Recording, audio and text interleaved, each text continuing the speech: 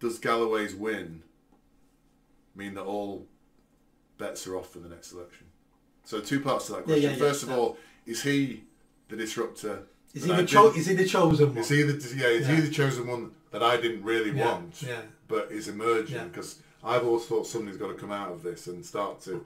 Is he that person? And secondly, as a result of his win, are all bets off for the next election? Is he the chosen one? No, he's not.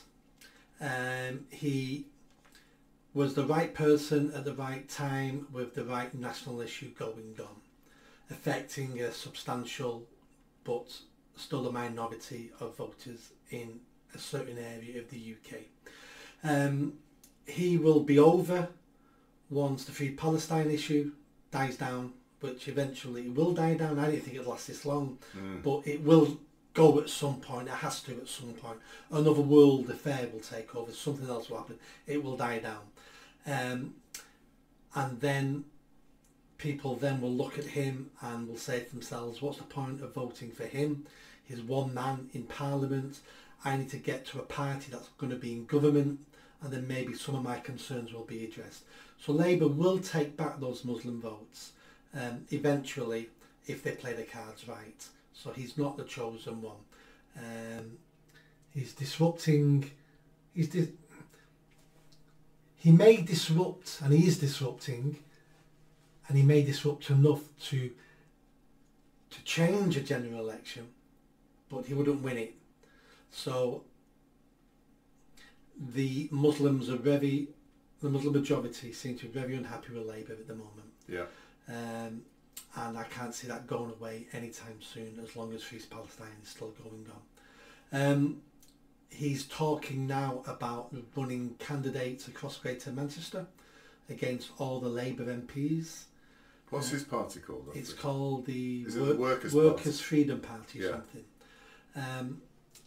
If he does that, he may win another seat somewhere, but if he doesn't win any more seats, he'll probably stop some of the Labour MPs winning their seats. Yes. Yeah. If he's taken a chunk of the Labour votes away. So someone like him could, if things go his way, stop Labour winning the next general election, or if they still win with a tiny majority. I think that's more likely. I think he potentially could prevent Labour from winning the majority they want to actually govern effectively for their period of time. Something as simple as that. Yeah, so he could definitely affect Labour. He's got time, hasn't he? I mean, again, you said if this happens, you think they might have a general election in May. Yep. So I'm not the only one saying that now. So on the news the other day, we had someone talking about the Rwanda bill is in the House of Lords, just got knocked down by the House of Lords, but going to take it back again. And what he was saying was, with the George Galloway win and free Hamas, free Palestine, and if Sunak can get the first Rwanda flight up and off and landing in Rwanda with the first couple of dozen people, if you can get that done before the May election, they're going to call the May election. Because they think that will drag enough of the votes away from Labour to mean they won't win the majority. But I'm not sure if they think they can win, or if they think they can, hung Parliament or whatever. But they must realise this is our best chance. Free Palestine and George Galloway is damaging Labour at the moment, but we know that's not going to last. 4 months from now, could all be over. So that's not going to last. And if we can land a plane in Rwanda and deport some people, we can then say, and now we're going to cure illegal immigration, and we're going to cure it over the next. So maybe they could, they could take some votes back. That would be their gamble. I don't think they believe for a second they're going to win the election. I think what they're trying to judge now is their best chance of reducing the Labour majority. Well, that's the common sense approach. Yeah. But when you're in politics and you run elections, you're always running them to win. Nobody thought John Major was going to win in '92. No one thought Boris Johnson was going to win in 2019 and got a huge majority. All the polls were saying the opposite, saying the opposite, saying the opposite. So they don't know. I'm sure the common sense is saying we're going to lose. So at least try our hardest and maybe reduce the majority, but they're probably thinking, but you never know. Stranger things have happened. Yeah, possibly. So he's not the saviour. George Galloway will not be the saviour, but he is a mini disruptor that might damage the Labour Party. I don't. I mean, you don't know, do you? I mean, it's kind of. He's been around for years, hasn't he? Decades. Oh, yeah, he knows what he's doing. He's a hell of a campaigner, and he's now got a platform in Parliament, and he will be making speeches in Parliament. You're lucky if you speak twice a year in Parliament. Yeah.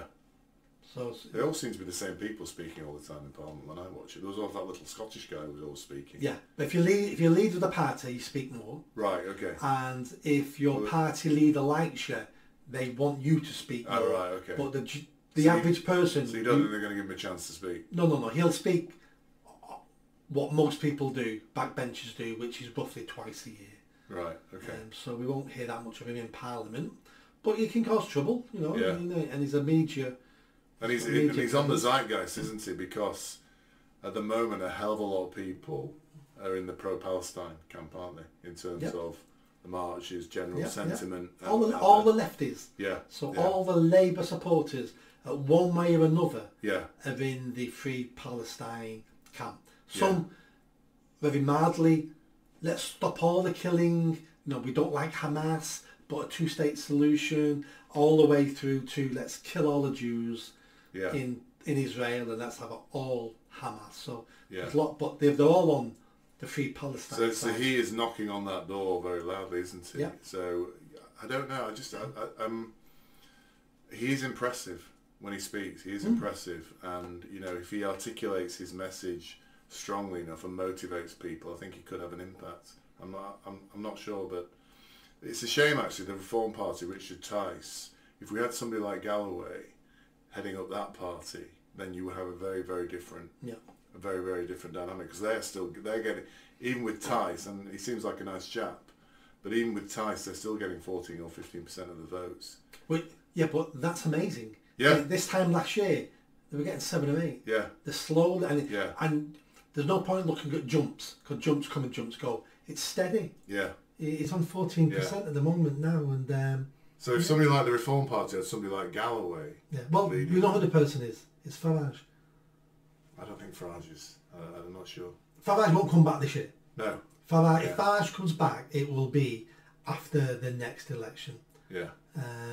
That's when he'll come back, and then we'll see what happens then. But back to George Galloway. Yes. My fingers are crossed for this. Have you met him, by the way? No. I was on his podcast once. Oh, really? When he was not podcast, he was on RT television. Today. I did a 15-minute interview with him on his podcast. And so you do know him then? Yeah, I've spoken to him. Yeah. And then when it was due out, I spoke to his producer and said, "It's not come out yet. When's it coming out? I want to watch it." But there was something wrong with the sound, and we're not putting it out. "All right, should we do another one?" Yeah, no, thank you. Oh, he didn't like it. So whatever I said, whatever I did, he didn't like it. They decided. Oh, that's interesting. They decided we're not having that Nick Buckley on our show. But my fingers are crossed for George Galloway that he decides either himself or one of his not supporters, someone who's with his party, with his backing, stands for Mayor Greater Manchester. That would be great. That will be great for me. He's going to take a load of votes off Andy Burnham. Yeah. And those votes would never come to me anyway. Yeah. So he would take a load of votes off Andy Burnham. He'd never win. His party wouldn't win because it's too big an area. He would only win at the moment with his strategy in areas with a high Muslim proportion. And across Greater Manchester, you lose a lot of that when you collate the whole area. But if he took 100,000 or 200,000 votes, so what did he get? 14,000? I don't know the numbers, but I know it was a massive majority. So I think he got 14,000 votes. Times that by 10. Yeah. Nearly 150,000 well, votes. Nick, you've always been a friend of the Muslims. I mean, it's kind of, this could be your, maybe give him a ring and just say, do you want to stand for his party or something? I keep tagging him into tweets to give him the idea. I want him to stand. If he could take, 150,000 votes off Andy Burnham. If you like that video, don't forget to subscribe to the channel, hit that notification bell and comment. And if you like what I'm saying about running for Mayor of Greater Manchester, then stick around. Tell your family, tell your friends. The only way I'm going to have a chance of winning is a grassroots movement. So be part of that movement and hit that bell. Thanks.